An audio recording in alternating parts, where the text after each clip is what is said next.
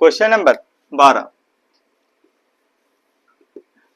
जितने भी अभी तक का ये 10 तक का 11 तक का जो भी न्यूमेरिकल लगाए हैं अभी तक का देखने को वही हम देख रहे थे, सब बोर्ड एग्जाम में पूछे हुए हैं।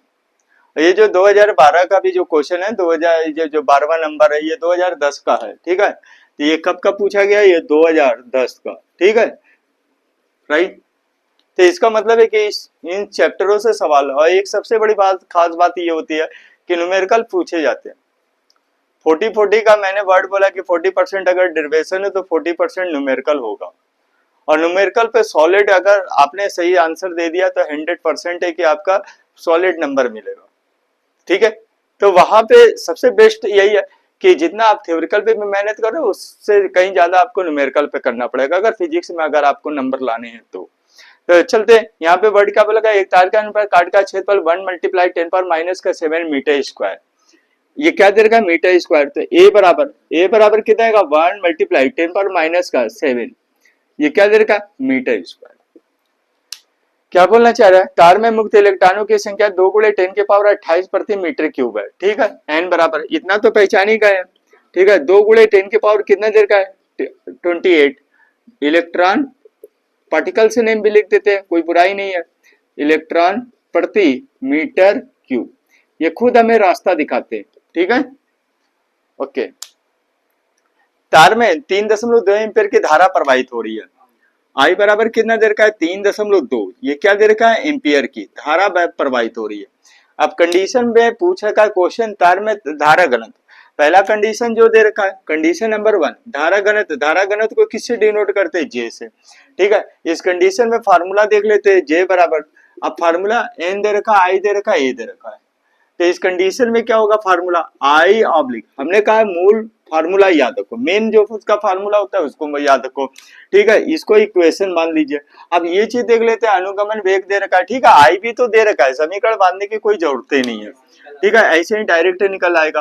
तो जे बराबर कितना आएगा, जे बराबर आई की वैल्यू कितनी, आई की वैल्यू 3.2 डिवाइडेड बाई ए की वैल्यू कितनी देखिए 1 × 10⁻⁷ बराबर कितना आएगा, 3.2 × 10⁻⁻ प्लस का हो जाएगा। तो ये क्या आएगा, एम्पियर, इसकी unit ampere per metre square. पहला कंडीशन पे आ गया। कंडीशन नंबर 2 पे बोला लगा इलेक्ट्रॉन का अनुगमन वेग, कंडीशन नंबर 2 वीडी बराबर क्या आएगा, क्वेश्चन में। अब ये चीज देख लेते हैं, धारा तथा धारा घनत्व में या एम्पियर तो दे ही रखा है ना। तो इस कंडीशन में ये चीज देख लेते हैं, धारा तथा अनुगमन वेग में संबंध क्या है। तो आई बराबर क्या होता है, आई बराबर N A V D multiply कितना आएगा, ई के, ठीक। वीडी को यहां से बाहर ले लेते हैं, तो वीडी बराबर कितना आएगा, I divided N A multiply कितना आएगा, ई, यही होगा, राइट। तो यहाँ पे कितना आएगा, चलिए ठीक है, वीडी बराबर अब ये चीज चेक कर लेते हैं, आई की वैल्यू कितनी देर की है, 32 गुणे 10 के पावर कितना आएगा, -1 डिवाइडेड बाई एन की वैल्यू कितनी देर की है, 2 गुणे 10 के पावर कितना आएगा, 28 मल्टीप्लाई एरिया इसका कितना दे रखा है, एरिया हमारा दे रखा है 10⁻⁷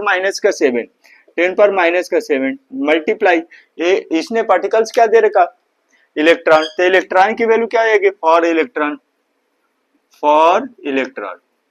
तो इलेक्ट्रॉन की वैल्यू क्या हो जाएगी 1.6, ई बराबर 1.6 मल्टीप्लाई 10⁻⁻⁹, ये क्या आएगा, कूलाम के, ठीक है। तो यहाँ पे क्या ले सकते हैं, 16 गुणे 10⁻⁻20, ठीक है, दशमलव को हटा दिए, सॉल्व कर लेते हैं, 16 दूना 32 हो गया, 16 दूना 32, 1 टाइम चला गया। यहाँ पे देख लेते हैं, पावर को सॉल्व कर लेते हैं, 10 के पावर कितना आएगा, -27, ये हो जाएगा, ऊपर जाएगा 10 27 को यहीं पे काट देते हैं, 10 के पावर कितना आएगा 1, 10 के पावर कितना आएगा -2।